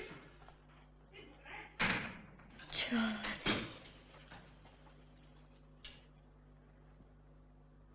It happened in the kitchen. When I told her I wasn't seeing her again, that even if she went to my wife, I wasn't going on with it, there was a scene. She became hysterical and grabbed a knife and came at me. I tried to get out of the way and fell. She was rushing at me so hard, she tripped over me and fell against the sink.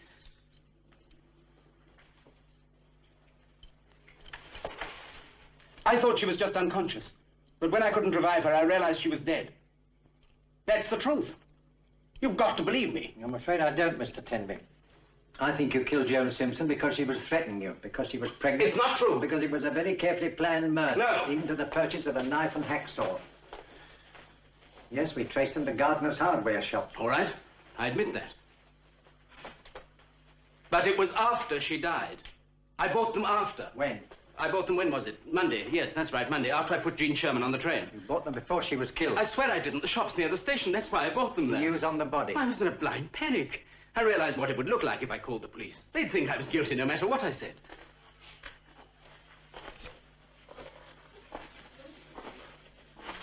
Have you ever been to prison, Tenby? Once. What for? I embezzled 50 pounds. It was a long time ago. Under what name? Campbell, Hammond, or Tenby? Tenby, it's my real one. Were you married then? Yes, my wife knew everything. I changed my name and worked as a salesman for a Croydon cosmetic firm. Were you thrown out of that job too? No. I got a better one at the airport. That's where I met Joan. How soon did you start planning to kill her? I didn't kill her. It was an accident. Well, tell us about it. What you did, what she did. But I've already told you. All right, well, let's have it again. Tell Sergeant Wilkes. She started making demands about divorce and marriage. I thought it was safest to go on seeing her for a while. So you drove her tramp to the station to make sure she brought her? I didn't drive anything. Who did that? Her roommate's fiancé. He runs a chicken farm or something. His name? I don't know. Her roommate was Ruth somebody. We never met. So you rented a house and dreamt up another name? I told my wife I was back on cosmetics. And when was the big blow-up? Friday night. Joan wanted me to stay the weekend as if we were married. I said no, and she started getting hysterical. So you knew you'd have to kill her? Don't keep saying that. She fell against the sink.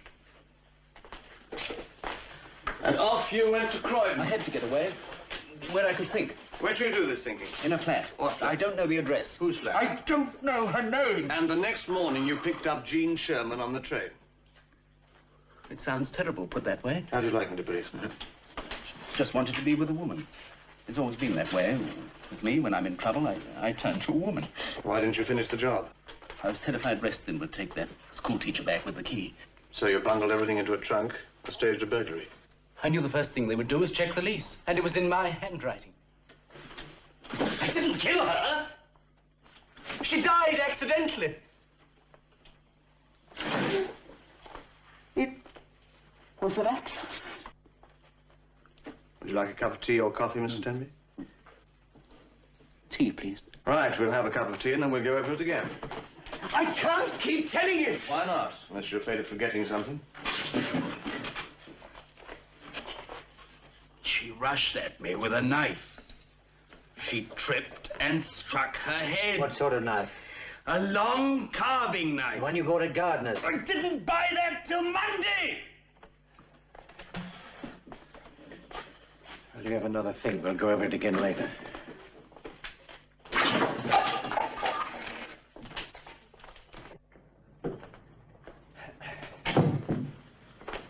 Oh, well, we might as well face it. He's got us over a barrel. I don't care how often he denies it. He killed her. I'll stake my life on that. He doesn't have to prove he didn't murder her. We have to prove he did. We don't have a chance. Of course we have a chance. Show me where. How did she die? Could have been an accident, as he says. He bought the knife and hacksaw while he was planning to murder her. That's our version, but we can't prove it. Could have been Monday, as he says. We had all this trouble to catch man, and we can't touch him just because some bloody hardware shop doesn't keep records. All right, shut up. Here, come on, I'll buy you a drink. No, I don't blame you, Fred. You've done a hell of a job. It's just the breaks of the game. That's supposed to make me feel better. Hey, I hear you've got him. Well, leave us alone, as a good fellow. What have you or haven't you? Oh, come on, Mr. Fellas, you owe me a break. I never mentioned the Sherman girl, did I? I'll get the chief to give you a medal. I think I'll put him for the show column. I wouldn't have his job either. Hey, Fred. We're a bit slow in the uptake, aren't we? Monday was a public holiday. The shops were closed.